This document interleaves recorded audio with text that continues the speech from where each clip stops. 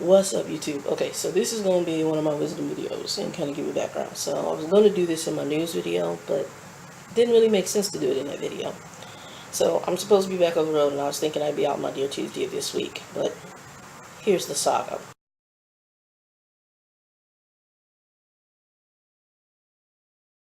When you're on workman's comp, at least with the company I'm with, you have a claims person you deal with at the company.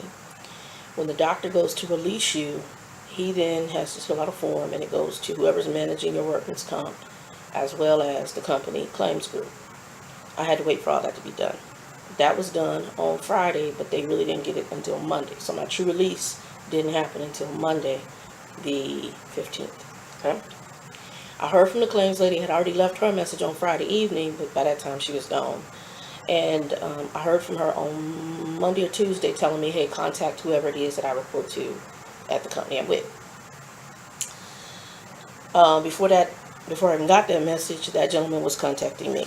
Hey, ready to get back out and finish up your training. I had 32 hours when the fracture happened, okay, left. Now, in the background, in my mind, I'm thinking to myself, I have been out for 5.5 months, okay, with the fracture. I had 2 or 3 months down, non-weight bearing, and then 2 months of therapy, okay. That's about 5.5 months. So the accident happened on December 13th, and I've been down since then. In my mind, I'm thinking, they're going to make me do more than 32 hours because I didn't complete. So I'm thinking maybe 100, maybe 50, maybe 60, maybe 70. He says, ready to roll. I'm like, yeah, I'm ready to roll. And then he says, oh, you still on safety hold. Let me find out why you're on safety hold. So he says, oh, you got to fill out a form from safety that has to go to your doctor to make sure that we can put you back on the truck.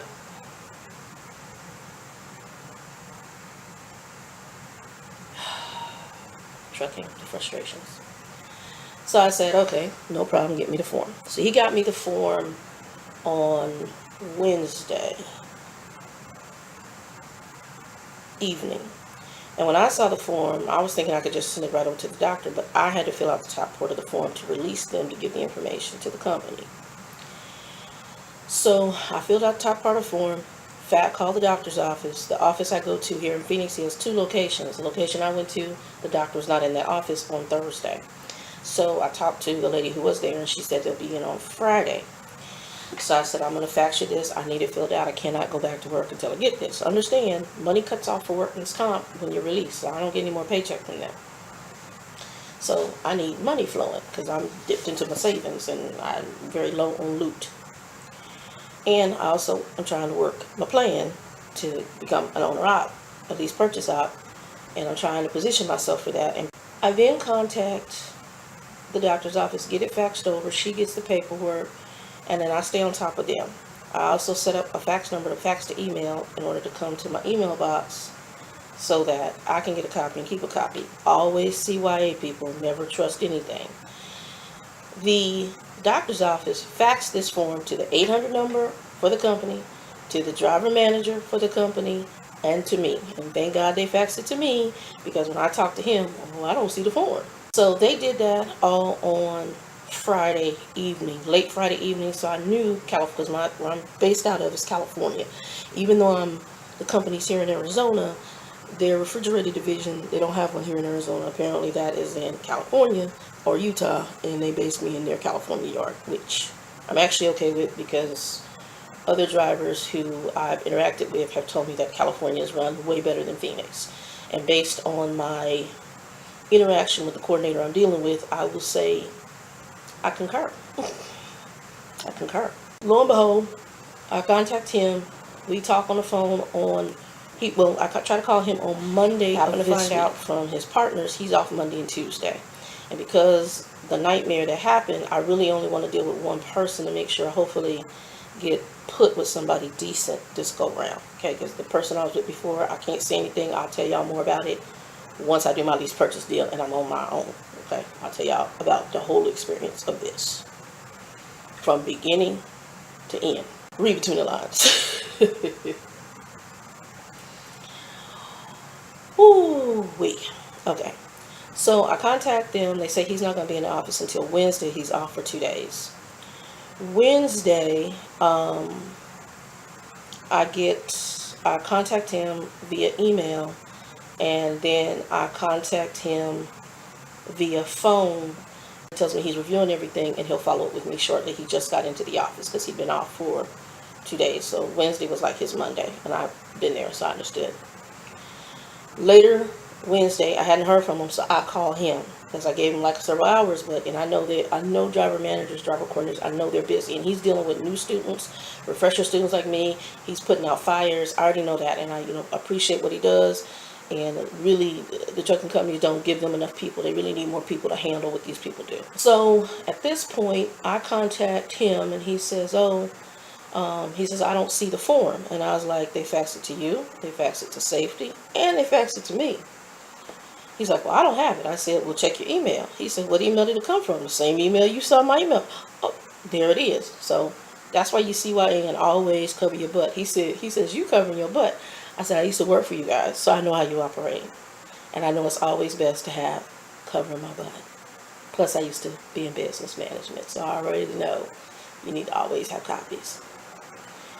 He says, I got to talk to safety. He said, the person I deal with in safety, if she's still here, you'll be released today, and then I can get you on the truck with a mentor. I said, cool. I said, just give me somebody decent and not that nightmare I had last time when this whole incident happened.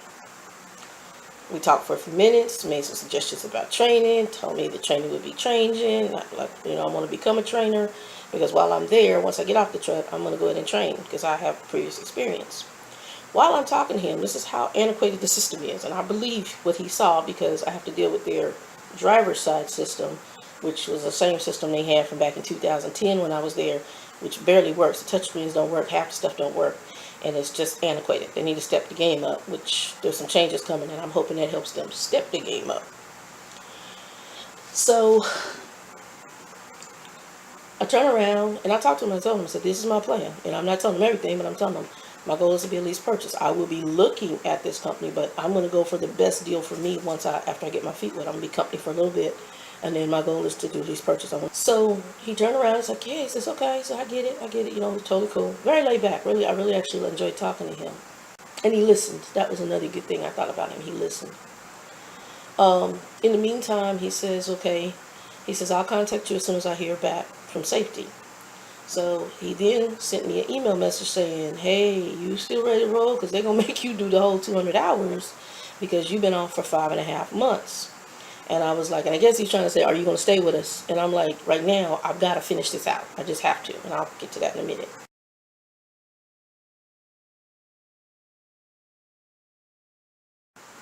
So on the sidelines, guys, because I'm planning, I'm not just sitting on my hands. When you have a plan, you got to work your plan from all angles. I'm already talking to headhunters regarding lease purchase programs. I'm looking online about lease purchase programs. And one of the people that is part of a group that I'm in, she said to me, she said, I know you want to own your own truck. She says, and I know you have a plan you're working. She said, and I hate to tell you this, most recruiters go and take you and place you somewhere and tell you to do it, but I don't think it's good for your trucking resume. She said, stay with this company for 1 year, and that means a hire date. So my hire date is November 2nd, even though I started end of October because of processing paperwork. They didn't put it till November 2nd, so I got to stay from November 2nd to November 2nd.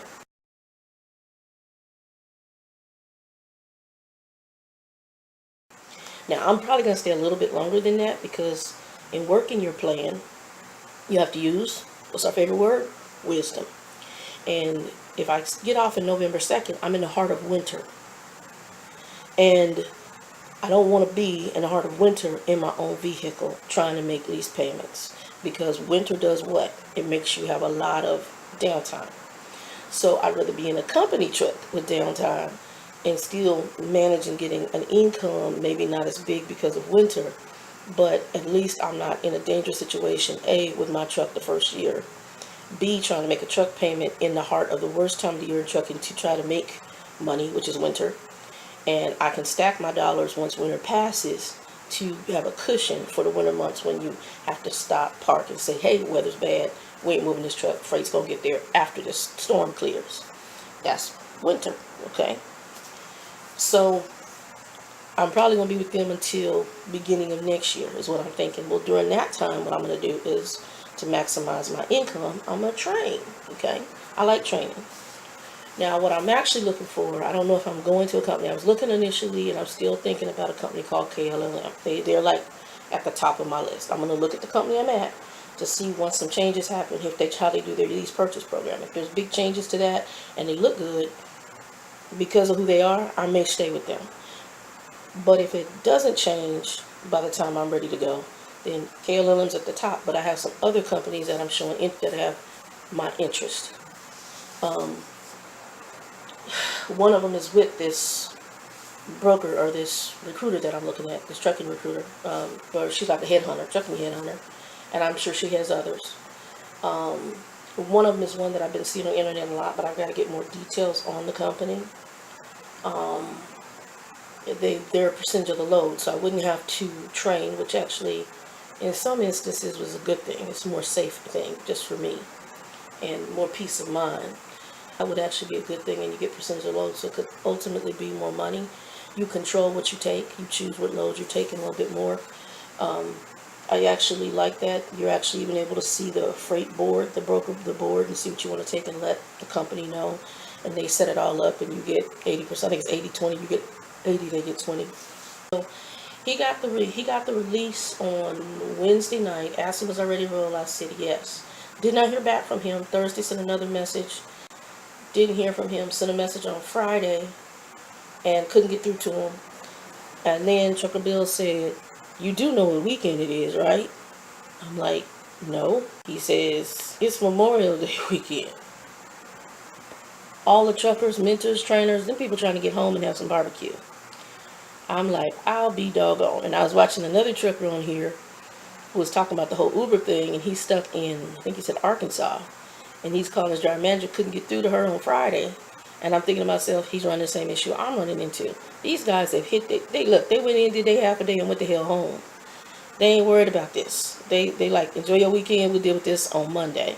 So I'm going to have to follow up with him rigorously on Monday because I'm ready to go. I'm pretty much packed.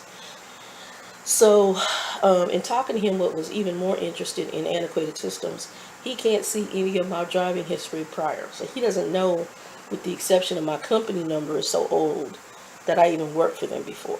He's like, oh, did you let your license go? I said, no, but I didn't drive for 4 years. And see, that's something he should be able to see. Those are some of the things that help you be able to place your driver with somebody adequate. My wisdom for you today is some people in Shannon of old would have just said, you know what, I'm not doing this 200 hours and go find another company. And just, I could use the experience I have now and say, okay, I've driven for 4 months. Get me on a truck with somebody else. And I could do that. I honestly could do that right now. And there's companies that while I was down was calling me. One of them actually I'm kind of interested in, but it's company. I don't think they have lease purchase, and it's all hazardous materials. And they actually have a location. I've never even heard of the company. Here in Arizona, they hire drivers with, he just said their average driver has 14 years experience, even though I only have 3. But it's all hazmat, and I did hazmat.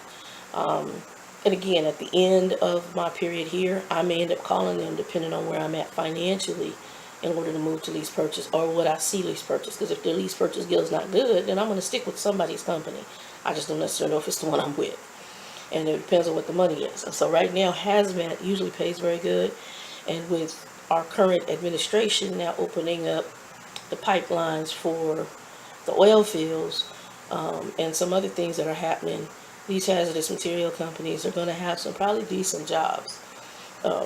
I talked to Trucker Bill about the oil fields because it was something I thought about, like the frac sanding. Those guys get paid big money, and it's something I still could consider, especially with the fact I want to move to Texas.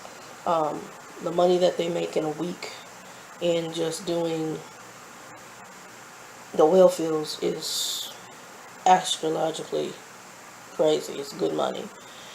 However, you don't know how long it's going to last for. So the thing is, you don't want to do that, but in my sense, you're just stacking dollars. He says, dirty work. Well, take a bath. But if dirty work pay that kind of money and I just got to get up out the thing and hook up a hose and drain some sand, let's hook that damn hose. Wisdom is position yourself for your opening. In this video, there's going to be a speech by Taraji P. Henson, which is just absolutely powerful. And, a lot of people will tell you, don't do this, don't do that, don't go right, don't go left. And then you don't live life. You live in their life. You live in the way they would live. You're living in their box. Don't live in other people's box. That's why I tell you, don't let people take you on their rides. If people take you on their roller coaster ride, and you're going to be pissed off about it because it's going to be a hot ass mess. Enjoy your rides. Enjoy your life. Because if you don't, in this realm of existence, one shot. One shot. Now, I'm Christian. I believe that there's a second life. But in this is the one shot. Because then you stand before God, and then you got to answer for this life.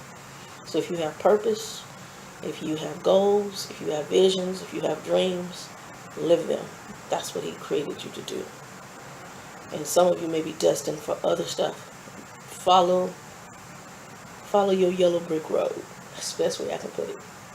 Anyway, one other thing. Somebody asked me this question. Why'd you leave corporate and become a trucker? You know, when I was in my mentorship class, I'll say this. There was a gentleman there.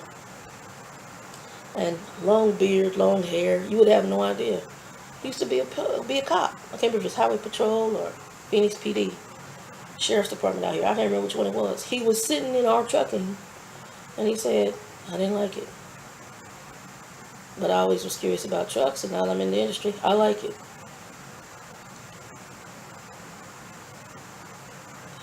People do what they enjoy doing. And if they do enjoy what they do doing, oftentimes they'll do it to the best of their ability, and they'll bring something to the table you've never seen before. The sad part is that this industry sometimes poops on those people. And unfortunately, some of them do like I did, and they get out and never come back and really fulfill their desire in it. There's others that have to then go back, look at the game, and say, you know what, I can play this game to my advantage. And that's what I'm trying to do.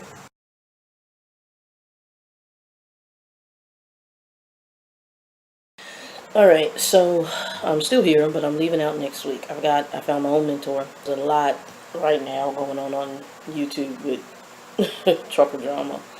And I'm going to talk about it in a roundabout way, but not get all into it. The name of this video is going to be called Sticking It Out. I'm going to talk about my situation as far as getting back and why there was this delay. We're going to talk about truckers who have either had incidents or accidents, and then getting hired at, maybe get let go from one company and get hired at another company. I have a friend who went through that, so I'm going to tell a little bit about the trucking game so you can kind of understand. I'm going to turn this a little bit. Through my Facebook, I've made some contacts, and a lot of people say, oh, my Facebook friends. I don't do that. I say Facebook contacts. I don't know you. We haven't sat down at a table and had dinner. So when people say, oh, you know, I thought we were friends, and I'm thinking to myself, have I been to your house, Nate? Have we gone out for dinner? You know, I would say we're associates. I think that's a better word. And it's not to negate relationships that you may build. Now, I have built some social network contacts back from when I first started, and you know, a couple people I've either met through their family or whatever, and we've connected via phone. The reason I had to go back out with a mentor, for those of you who might be new or follow it or not understand, is I had been off the road for 4 years. Okay, I drove for just approximately right around 3 years. Okay, well, because I was off the road for 4 years, I decided, because I was reaching out to different companies that were showing me interest, but they were like, hey, you have to have at least a minimum of 4 months current driving history, then we can look at the other stuff for us even to really want to accept you for what I call more of your non-starter companies. Okay, I decided when I put everything out there, I had people trying to pull me to one company because they work for it, and the company has supposedly a pretty decent reputation with how it treats its drivers. And I like a lot of the safety features. I like the fact that they show videos with some of their leadership going out with their drivers over the road to at least get the experience and understand trucking on a whole nother level. A lot of people go and they get degrees, or they work in an office environment, go work at these trucking companies, and have absolutely zero idea of what a trucker goes through in a day. So I thought that was phenomenal, and I was leaning towards that company. The problem is that particular recruiter I dealt with, I told him, I said, look, I'm going to have some delays because I got to set this up. I got to time everything. I want to put everything in storage. I got to time my money coming in. I want to have so much money when I go on the road. We'll talk about money in a minute.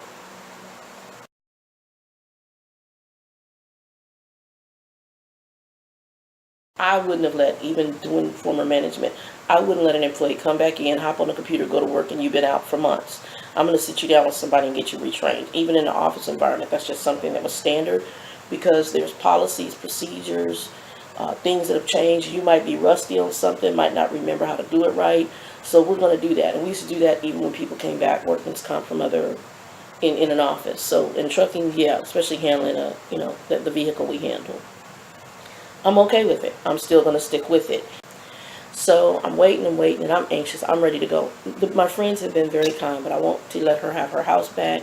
It's hard to have somebody who's just a friend staying with you for as long as I have. It's a long period of time I've been here. Monday, after Memorial Day Monday, I'm getting ready, getting up, and I'm just praying, and I'm like, Lord, I'm really ready to go. But I'm also having to sleep good because the past couple of trainers I've had, the first one I got along with, but there were some things that I saw.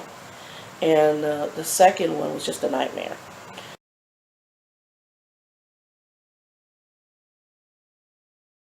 So I really want a good trainer. So here goes. Let me give y'all some background. While I was in orientation, when I came back to the company, there was a gentleman that sat to my left. And I didn't realize it until I just thought about it yesterday. Everybody that sat to the left side of the room, we all were previously or experienced drivers. I just realized that. There was a couple that sat in front of me we exchanged information, and they had driven before. They did logs up in the mountains, but the husband had worked for the company I'm with prior, and his brother retired from the company we're with. The gentleman to my left had been with the company for about 17 plus years. He was previously a lease purchase operator, but coming back to the company side for family and financial reasons, okay? The young girl who sat in front of me, who kind of connected with me, she also had driven for him, and we actually went to the same trucking school at different times, but she'd driven for the company before, and her husband was a lease purchase operator on the refrigerated side, based out of Utah. So she was coming back, and I didn't realize that after I thought about it. I'm like, all of us on this side of the room, and then everybody on the right-hand side of the room were all brand spanking new drivers. They were coming out of trucking school or training school or the school that this company had. And they were going out with trainers for other reasons. So some of us on this side were going back out with trainers. The girl was going to go out with her husband as her trainer. I had to go out with a totally different trainer as a refresher trainer. So me and her were refreshers. And me and her had old employee numbers, because the company gives you your employee number if you come back, if they hire you back. And they gave me my old employee number.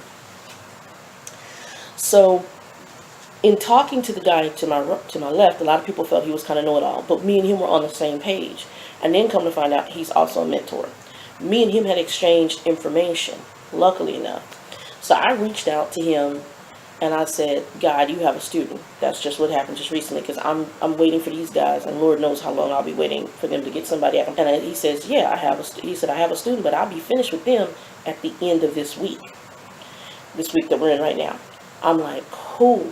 He says, where are you at? I said, I'm in Phoenix. I said, do you remember me? He said, oh, heck yeah, you sat to the right of me. I'm like, cool. I said, how long have you been training for the company? He said, 20 years, okay? And when we were talking in the room and there were things that the orientation lady was talking about, me and him would say something out loud at the same time. And we were on the same page, and I got that he knows his stuff. I mean, everybody kind of felt he's kind of know-it-all because he'd spit it out like this, but he knew his stuff, and I'm okay with that. You know your stuff. I'm not saying he's perfect, but I'm saying that he's far better than me being with somebody who's only been training people, been driving, who's 20-some years old and been driving for, a year and a half, but don't know how to drain the air. Air tanks. I'm just saying. I'm just saying. Don't know how to check the tire pressure on their tires. I'm just saying.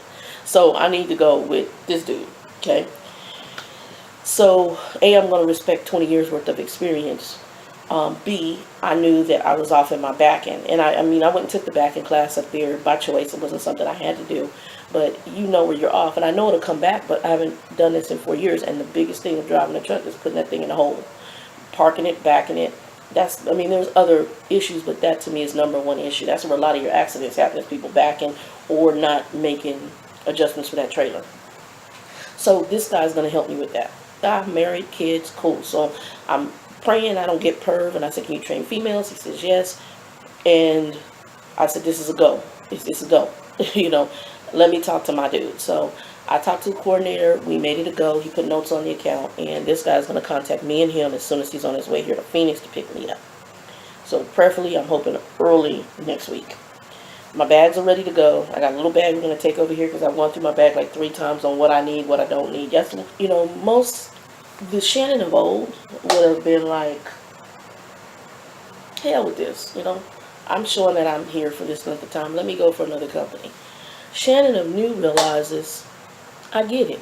I need to do the 200 hours. Some things we go through, we gotta stick with. You gotta go through to get through. So today or yesterday, I read a story by a young driver who's been driving. I think they've been driving about 2, maybe 3, just under 3 years. I think it's 2 years. And they were with the company making really good money. They had some family issues go on. I think they lost their train of thought, and because they were stressed out about that, they ended up having an accident.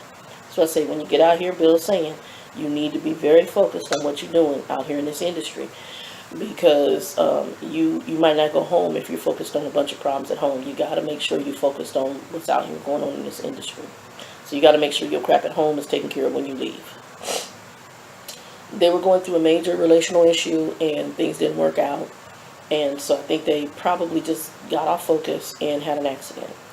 Well, unfortunately, the company that they were doing very well with, that company, they ended up getting let go from, okay? And the company that they ended up getting let go from, they ended up having put their thing out there, and they got hired at another company.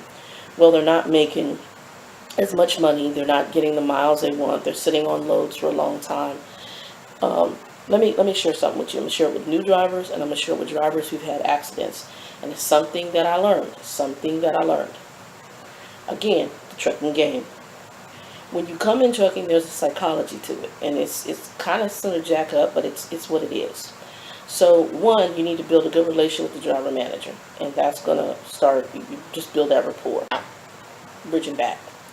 This driver, accident happens, they get hired on, this company gives them a try. Gives them a very nice truck, gives them a try, but what they're doing is they're not making as much money. They're saying, I'm making only between $500 and $700 a week.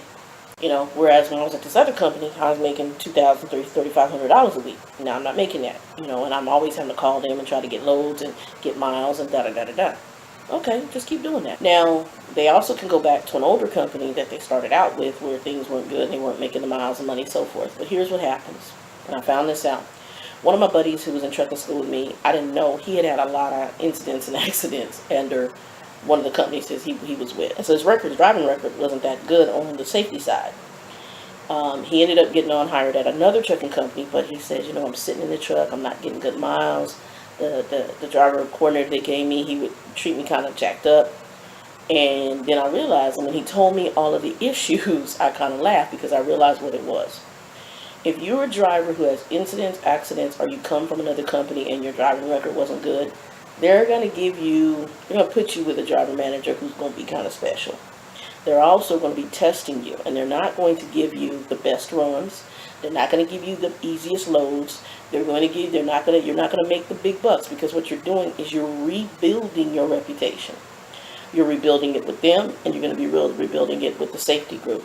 So they're giving you a chance, but you've got to rebuild yourself. It was one of the biggest issues that a young person is running into, is that right now I believe they're rebuilding because they came over to this company with an accident on their record, and the company's like, well, we got to see how you do. So we're not going to give you heavy-duty runs. We're not going to give you heavy-duty loads. We're not going to put you under a lot of pressure right now. We're going to give you some easy runs. We're going to let you make a little bit of money, but you got to prove yourself to us. And we got to see you build your reputation up. So you still need to get to your loads early. Let them know, hey, I'm here. See if you get unloaded. Because what will happen is they'll start seeing your pattern, and then hopefully they start changing it. If not, stack your money until it's time for you to move on. Do keep your record good for that 6 months, year, whatever it is, and then move on.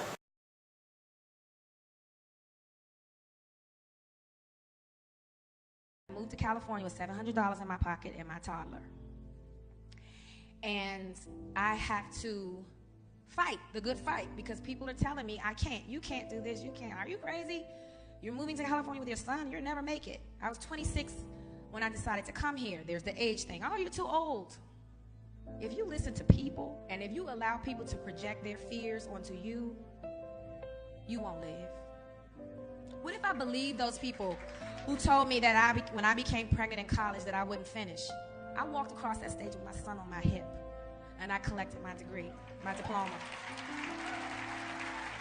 I didn't hear the naysayers when they were like, you're too old to go to California. If you don't hit by 25, you're not going to make it. I will be 46 this year. I am just touching the surface. I am just getting started. I wasn't born with a silver spoon in my mouth, you know. I had a passion, I had a dream, and I dived in and I went for my dream. And it all starts with you. You know, you're the temple and you have control. You're in a bad situation, it's up to you to get out of it. You can't give another human the responsibility of your happiness.